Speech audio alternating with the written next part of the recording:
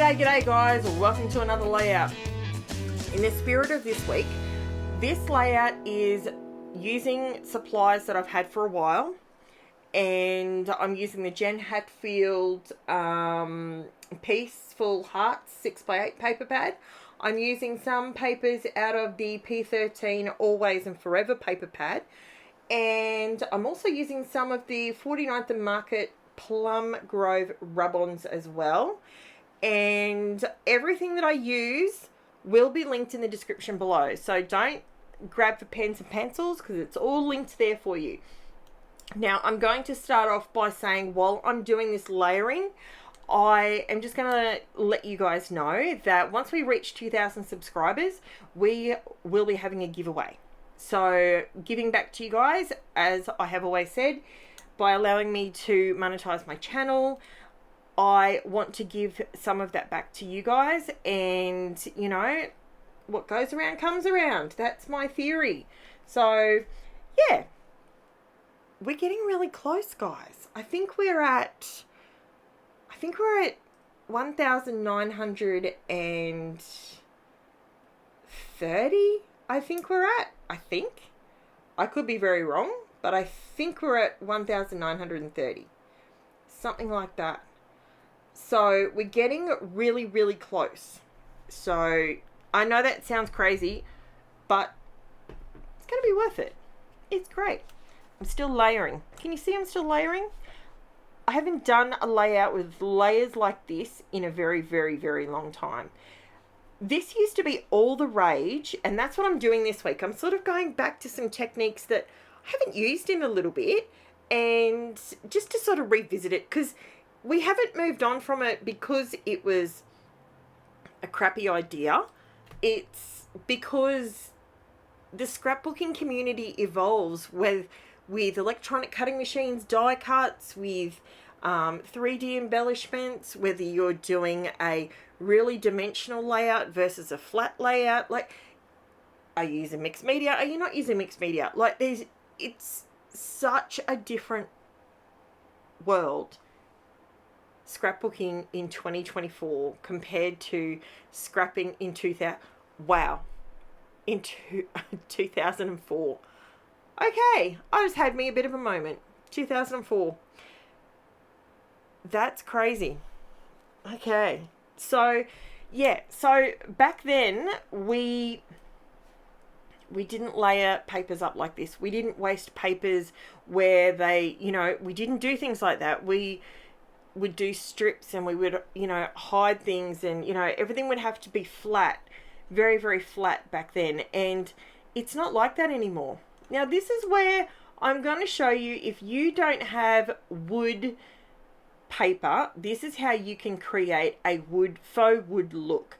Grab an ink pad. It doesn't matter if it's a 1 inch or if it's a 3-inch ink pad. And when you drag it down your page, you don't have it down flat. You drag it just the top part, and you lift the heel of it up and you drag it down your page, and it gives you that faux wood look. You can see the texture that it creates. This is just going on to flat white cardstock. It's the Poppy Crafts brand 240 GSM cardstock, and it gives you a faux wood look. So what I'm trying to do with some of my layouts this week is show you that you can start off with a blank white page and you can build it up really quickly. Now I'm going to town with these rub-ons, not for any reason other than I just haven't pulled them out for ages. I've actually got my rub-ons stored in such a way that they're in between my Cricut mats, upright on a shelf, so that I know that there is no sunlight, there is no heat, nothing that I use with any heat gets near them. And that is pretty important with rub-ons, whether they're new ones or old ones. You have to store them correctly, otherwise the longevity of them is not great. These are still magic. I actually got these ones from Crazy Craft Obsession last year. I think I got them last year. Cass, if you're watching, I think I got these last year. And these rub-ons are amazing. this is another way you can use them. You can literally create your background with them instead of just using a tiny piece, because I know some people get intimidated by buying a 12 by 12 sheet of rub-ons and then go, oh, well, now what do I do with it? This is what you do with it. You cut it apart. You can see this piece here. Now that's turned upside down. That's the piece I cut out of the wedge at the bottom. But now when I put my photo there, see, it just looks like a vine going up the edge. That's what you do.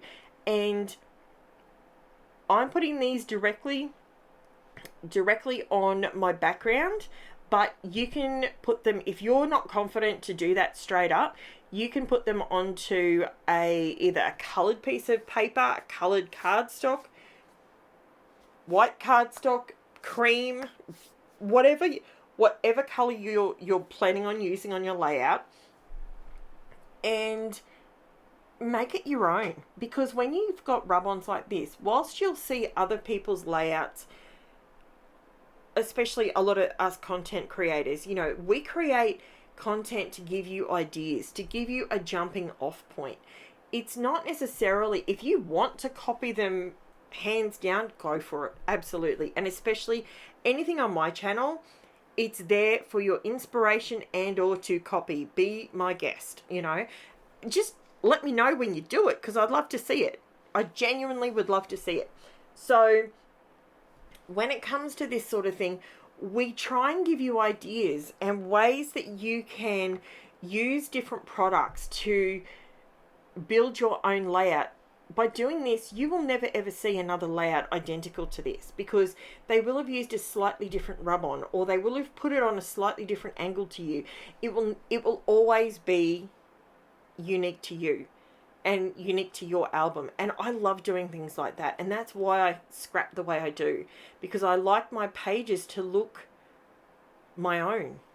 So yeah, now I'm using a mixture of the two. I actually have two separate, I've got the where's the titles of them?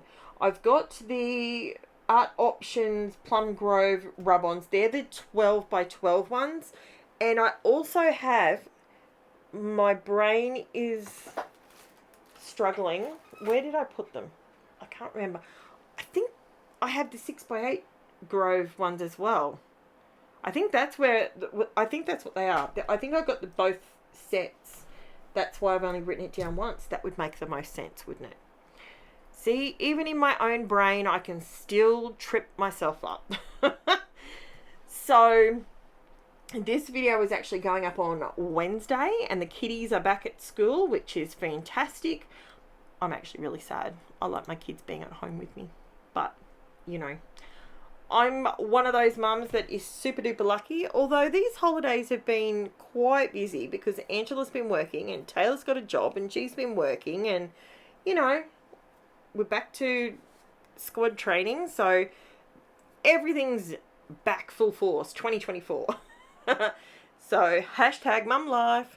Just waiting for the AFL to kick back in again and have Angela wanting to go to AFL training as well as work as well. Like, oh geez. So crazy times, fun times, crazy times. Now I did pull out some art by Marlene. These are the exclusive texture stamps. These are the, I love these stamps. I love them. I love the knockoff version as well, but we're not talking about those. These are the original. These are the proper ones. And I love them. Now, I did something here that I've actually never done before.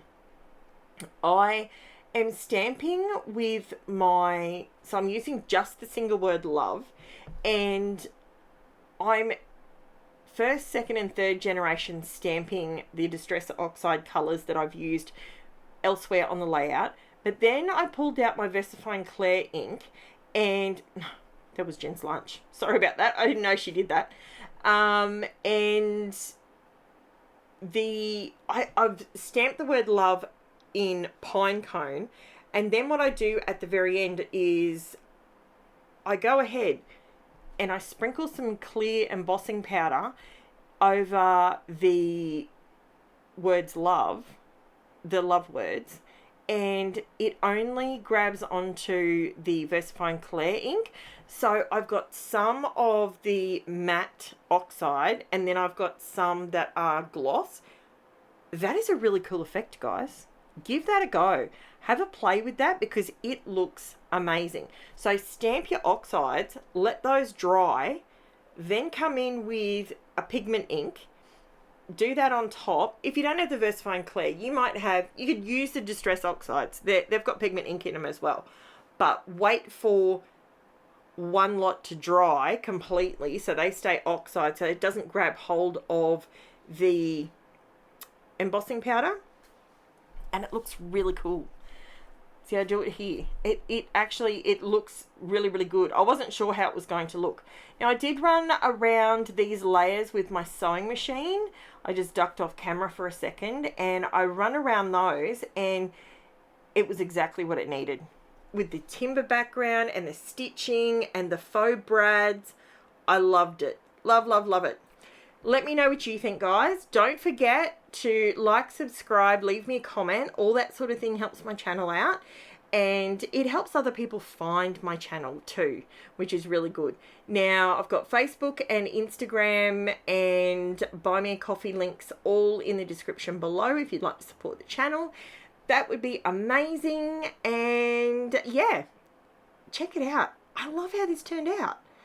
So don't be afraid to visit old techniques that we aren't maybe doing so much at the moment. All the paper layering, it was still a good technique. And you probably have a lot of leftover papers and scraps you could do this with easily. Thanks for watching, guys. And I will chat to you again tomorrow. Bye for now.